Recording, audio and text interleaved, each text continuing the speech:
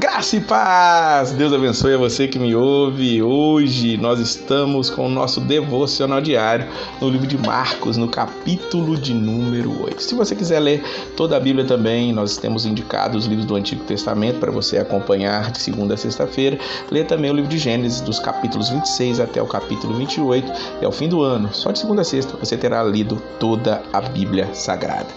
Queridos, no capítulo 8 de Marcos nós vamos ver Jesus alimentando 4.000 pessoas. Mais uma vez, a multiplicação dos pães diante dos nossos olhos. Jesus no versículo 2 diz, eu tenho compaixão dessa gente. No versículo 5 diz, ele pergunta, quantos pães vocês têm? Eles responderam, tenho 7. Jesus pega aqueles 7 pães, parte a eles e dá graças. Eles também tinham alguns peixinhos. Jesus de igual modo vai abençoá-los e manda repartir também. Diz o versículo de número 7 que nós temos diante de nós. Versículo 8 é que é fantástico. Comeram e se fartaram e dos pedaços restantes recolheram 7 cestos. Eram cerca de 4.000 homens. Então Jesus os despediu. Jesus, ele tem compaixão daquelas pessoas que estão seguindo a ele ali. Os discípulos querem sempre dispensá-las, mandá-las embora, mas Jesus, ele ama aquelas pessoas tanto quanto ama a qualquer um de nós. Jesus sempre abençoa aquilo que vem à sua mão. E veja bem que essas bênçãos que Jesus tem dado ali sobre os pães, sobre os peixes, é que trazem aquela multiplicação. Aquelas pessoas se organizam ali sentando e elas comem e se fartam. E diante dos olhos de todos, poucas coisas se tornam muito. Pouco com Deus é muito, como alguns gostam de dizer, e é uma grande realidade nós sabermos que podemos colocar nas mãos de Jesus tudo que temos e Ele vai fazer com que aquilo sobeje de maneira especial. Um pouco mais abaixo, nesse capítulo, nós vamos ver Jesus curando um homem cego ali na cidade em Betsaida, mas de uma maneira diferente. Eles chegam a Betsaida, diz o versículo 22, e lhe trouxeram um cego, rogando-lhe que o tocasse. O versículo 23 diz que ele leva para fora da aldeia e aplica saliva. Jesus aplica saliva aos olhos, impõe as mãos e você vê alguma coisa e aquele homem diz para ele ali, eu vejo os homens como árvores e os vejo andando. Jesus ter passado saliva, um dito com a saliva, os olhos daquele homem não resolveu prontamente. Talvez ali possa ser uma crítica, aquela unção, aquela água que os sacerdotes, os fariseus diziam que poderia resolver algum problema e não resolveram, mas simplesmente a imposição de mão de Jesus resolve toda aquela situação. Então o versículo 25 explica justamente isso.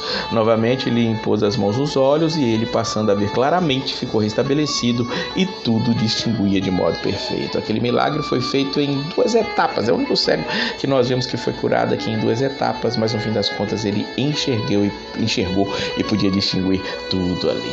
Agora nós vamos ver Jesus fazendo uma pergunta, e essa é a pergunta que eu quero que você se fixe nela. Jesus no versículo 27 vai perguntar, quem dizem os homens que eu sou? Veja bem que essa resposta pode dizer tudo. Para Jesus, para você, quem é Jesus? Quem é Jesus no seu ponto de vista? Mas não é apenas um ponto de vista, é como você vive relacionado a essa resposta. Os discípulos disseram que alguns estavam dizendo que era João Batista, Elias ou algum dos profetas, mas Jesus não é simplesmente um profeta como algumas religiões vão dizer. Jesus não é simplesmente um exemplo moral como outros vão dizer. Não, a única resposta correta que nós podemos dar em relação a Jesus Cristo é o que o versículo 29 diz para nós. Mas vós, quem dizeis que eu sou? Foi a pergunta de Jesus aos discípulos que estavam ali naquele momento. E Pedro, ele diz, tu és o Cristo. Jesus é o Cristo, ele é o Salvador. Jesus é aquele o enviado de Deus, é aquele que veio para trazer o restabelecimento da paz à humanidade. Jesus é aquele que estava profetizado e previsto de vir para esmagar a cabeça da serpente.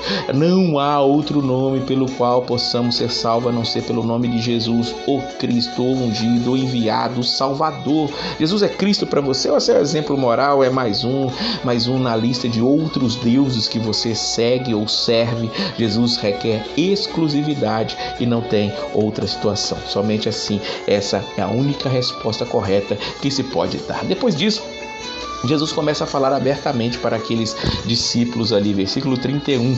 Então começou ele a ensinar-lhe que era necessário que o Filho do Homem sofresse muitas coisas, fosse rejeitado pelos anciãos, pelos principais sacerdotes, pelos escribas, fosse morto e depois de 3 dias ressuscitasse. Veja que Jesus acaba de receber a resposta de Pedro de que ele era o Cristo, mas agora Pedro vai chamar ele à parte mais uma vez depois que ele diz que tem que sofrer e tem que morrer.